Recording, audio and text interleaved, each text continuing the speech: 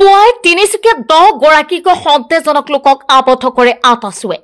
আটাছুৰ সভাপতি মিলন বৰগোহাঁইৰ নেতৃত্বত আবদ্ধ কৰা সন্দেহজনক লোকক দলটোৱে মানকাছাৰৰ পৰা তিনিচুকীয়াৰ মাজেৰে অৰুণাচল প্ৰদেশলৈ কামৰ সূত্ৰে যোৱা বুলি উল্লেখ। আবদ্ধ কৰি ৰখা দলটোৰ একাংশই নাজানে নিজে পঢ়া বিদ্যালয়ৰ নাম, নাজানে নিজৰ সমষ্টিৰ নাম। এনেধৰণৰ বাংলাদেশী মূলৰ লোকক উজনি অসমত কামৰ জৰিয়তে আহি জনসংখ্যা বৃদ্ধি কৰিবলৈ দিয়া নহব বুলি আটাছুৱে সকিয়নি প্ৰদান কৰি লোককেইজনক উভতাই পঠোৱা হ'ব বুলি সদৰি কৰে। পৰৱৰ্তী সময়ত যদি পুনৰ আহিবলৈ চেষ্টা কৰে তাৰ কিন্তু পৰিণাম ভয়ংকৰ হোৱাৰ হুংকাৰ প্ৰদান কৰে সভাপতি মিলন বৰগোহাঁই। মৃণাল চক্ৰৱৰ্তীৰ ৰিপৰ্ট, ডেইলি 24। সমষ্টি নাম কি? সমষ্টি না এমএলএ চিনি পোৱা নাই? এমএলএ জাভেদ ইছলাম। সমষ্টি জানা? কিমান লাগে পঢ়িছিলা? স্কুলৰ নাম কি? কোন স্কুলত পঢ়িছিলা? নাম কি? কিমান মান স্কুল? 6-7 বছৰ হৈ গ'ল। কোন আছে শিক্ষামন্ত্ৰীৰ নাম জানা নাই? মুখ্যমন্ত্রী নাম জানা?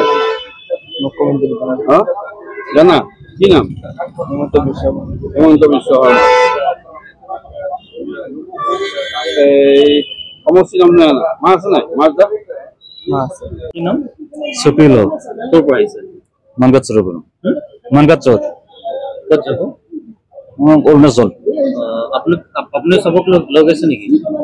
গোটেইবিলাকৰ লগত আহিছো তো। আপুনি লগত আহিছে না আপুনি লগ হৈছে? না আমি লগ হৈছে। আচ্ছা, ক'ত যাব? অৰুণাচল। কোনে লগ হৈছে আপোনাক? অৰুণাচল কোনে লগ হৈছে? লৈ গৈছে যিয়ে ফোন কৰিছে তাই তো আহিছে তো। আহিছিলে? আচ্ছা, আপনি কোন বিধানসভা? বিধানসভার নাম আপনার? বিধানসভা এই রকিবুল হোসেন এমপি। ভোট দিয়ে? হ্যাঁ, ভোট দিছে। ভোট দিয়ে কোনটো সমষ্টি আপনার? সমষ্টি কোন?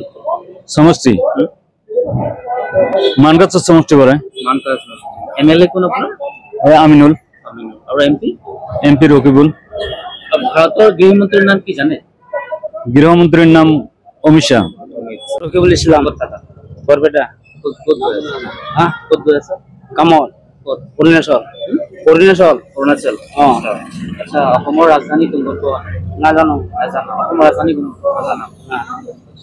তুমি ক'ত থাকা? বৰপেটা। তোমাৰ এমএলএ কোন? আব্দুল কালাম।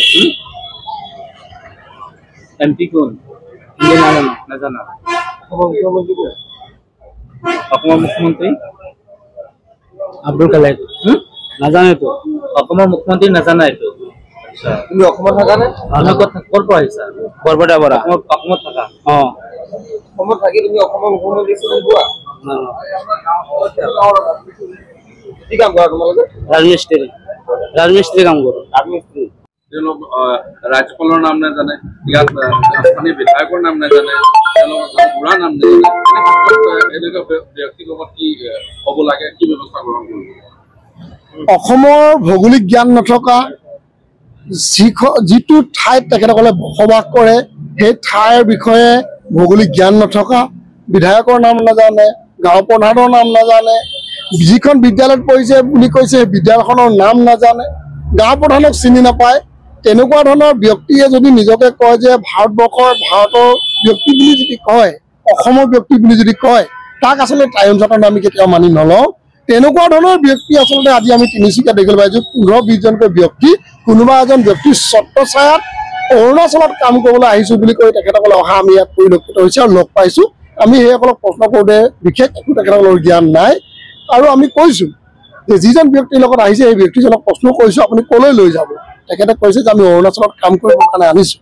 কিন্তু আমি কৈছোঁ যে অৰুণাচলৰ য'ত কাম কৰিবলৈ আনিছে সেই ঠাই যিজন কণ্ট্ৰেক্টৰ কাৰণে কাম কৰিবলৈ আহিছে, কণ্ট্ৰেক্টৰজনৰ লগত কথা পতাওক বুলি কোৱাৰ পাছত আমি যেতিয়া কথা পাতিছোঁ তেখেতসকলে কৈছে আমি একো নাজানো। কণ্ট্ৰেক্টৰজনে স্পষ্টকৈ কৈছে যে আমি কেৱল লেবাৰ আনিবলৈ দিছোঁ আৰু তেখেতসকলে পাৰ্মিট সহকাৰে আচলতে বনাই মেলি যদি আনে, ইনাৰলাইন পাৰ্মিট সহকাৰে যদি বনাই আনি কাম কৰোঁ আমি ৰাখিম, অন্যথা আমি ৰাখিব নোৱাৰোঁ বুলি স্পষ্টকৈ কৈছে।